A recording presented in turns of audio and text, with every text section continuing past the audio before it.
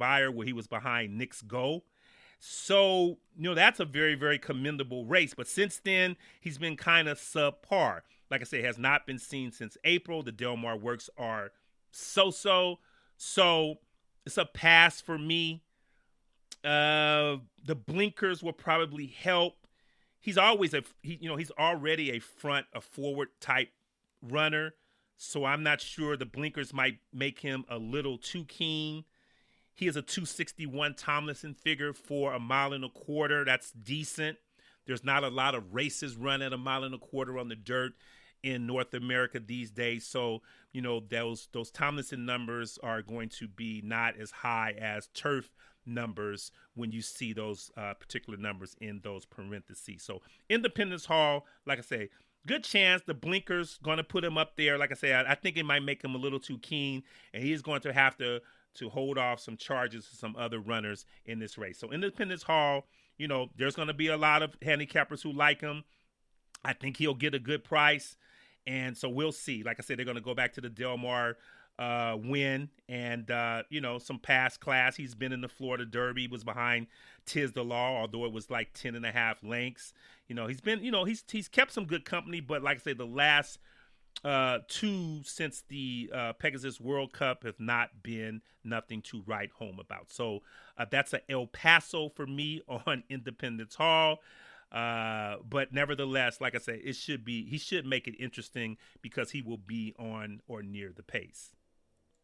A huge long shot here is the number 8 Sheriff Brown. This is a 5-year-old gelding by Curlin and was also in the San Diego at high odds of 52-1. Did not run pretty much a step. Stumbled at the start. I don't think that would matter.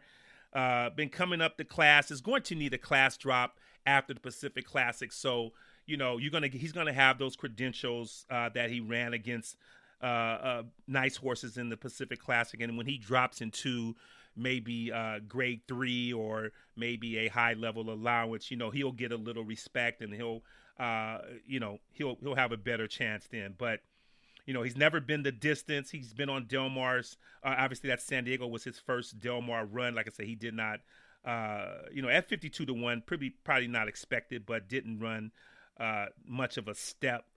And doesn't have a race on form. He does 21 lifetime starts, so maybe it goes back.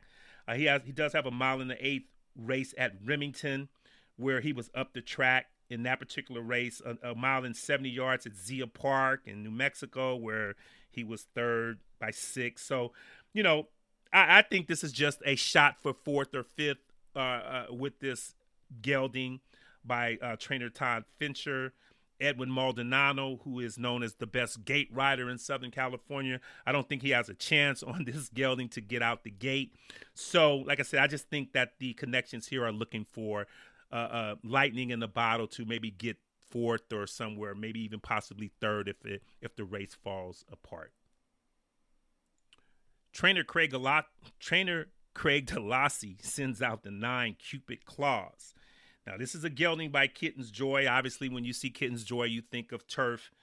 And he comes out of that Cougar, the second race, the grade 3 that was won by the 2 Tiz Magician, and put on blinkers that race for the first time in a while, in about 5 races. Now, this gelding is a marathon sort, so distance is not the problem. And as I mentioned before, his Tomlinson figure of 346 for a 1.25 miles on the dirt is one of the highest I've ever seen.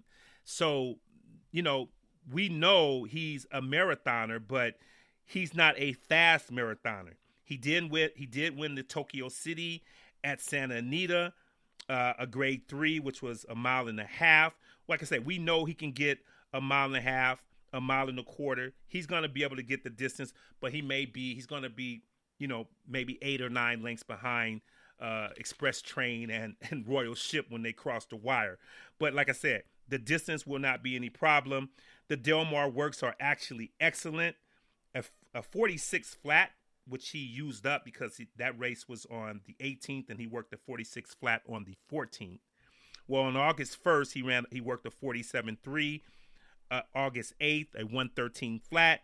and on August 14th, a 1 minute flat. So not without a shot to get you excited. The post is going to be tough for him because, he's already under the gun with the class level, and now you throw in the post, and he is going to have to run and try to sit somewhere on the flank of Independence Hall, the 7, wherever Independence Hall is going to be, because he can outbreak Sheriff Brown. So he's going to have to clear Sheriff Brown and get his position 3rd or 4th, somewhere on the flank of Independence Hall. And if that happens, he can have a chance to hit the board. So because we know he can run all day and all night. But like I said, the question is how fast. This is a 9 Cupid's Claws. This is a Craig Delassie trained horse. Umberto Rispoli will ride. And Umberto got off to a very, very slow start. He's starting to pick it up now. He's known as an outstanding turf rider, so he's getting a lot of turf runners that people bet off the board and sometimes overbet.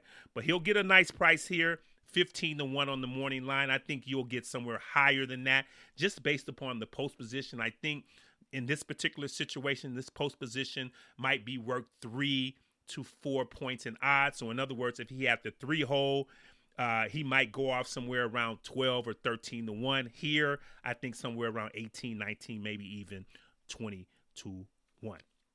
So that's the field for the Grade 1 $1 million TVG Pacific Classic. My top pick is Express Train. My second choice is Royal Ship. I am not sure how I'm going to use because in the pick 5, obviously I'm using the pick 5 and the pick 4 and the pick 3. It just depends on who I'm going to use in the races before or the races after. Okay, ladies and gentlemen, let's cover the Grade 2 Del Mar Mile. It's a $300,000 purse for 3-year-olds and up, and it goes off as race 7 on tomorrow at Del Mar. Now, only 6 are signed up here, and there's some interesting propositions here, even though there's 6 runners, and I'm going to go straight to the runner I like best, and I'm going to tell you why I don't think the morning line favorite Mo Forza, the 6 on the outside, will not even be favored tomorrow, even though he has some outstanding numbers. I think the favoritism is going to go to the 3 Smooth Like Straight based on pace. But anyway, let me just get to the meat right here. The 2 Hit the Road. Now, Florent Giroux is going to ride, and Dan Blacker is the trainer. Now, the only thing, now, first of all, this is my top pick. I'm not going to play the cold trainer game or the cold jockey game. I hardly ever do because, like I said, it's about horses and it's about how horses are doing and performing. So Dan Blacker is 0 for 13 with 2/3. So does not have a win at this particular meet unless he got a win yesterday or today.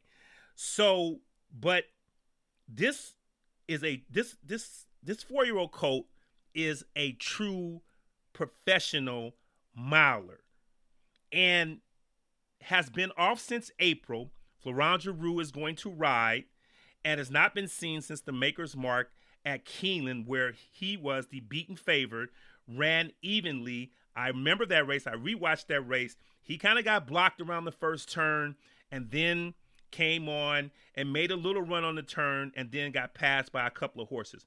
Before that race, he had won 4 straight. So Hit the Road always finds a way to close into a pace, whether it's slow or fast. And tomorrow will be no exception because Smooth Like Straight and the 1 Neptune Storm will provide that pace for him. Hit the Road is 2 for 3 at Del Mar. And when you look back, when he broke his maiden here, it was a very, very dottle race. It was, he only got a 57 buyer for that. But this Kentucky bred came back and won actually ran 4th in the Grade 3 at Del Mar, and then came back and won the traditional opening day stake, the Oceanside, and won pretty much going away. So Loves Del Mar, coming into the race just fine.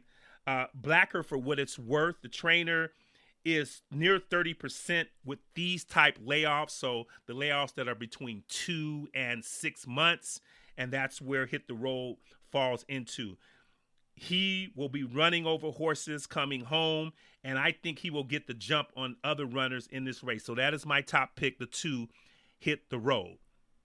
Let's rewind now and go back to the 1, Neptune's Storm. Now, Neptune's Storm is going to probably have the lead.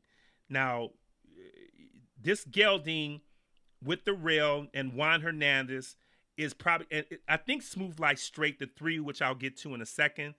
I think Smooth Like Straight is going to let Neptune Storm get the lead, because I'm looking at the fractions, and Neptune Storm is going, 23, 22, 4, and, 48, even 45, where Smooth Like Straight is in the 48s and 49s. And so I'm thinking if Neptune Storm doesn't break inward or hit the rail, if he gets a clean break, even if he doesn't, he's going to get the lead. And Smooth Like Straight is going to sit. And then the other 3 runners, or the other 4 runners behind those 2, are going to have a target to run and Hit the Road, who will probably be behind Mo Forza. Hit the Road with the Del Mar, history and the good post position, I think will outrun Neptune Storm and Smooth Like Straight home. But Neptune Storms is going to be a part of the pace with Smooth Like Straight.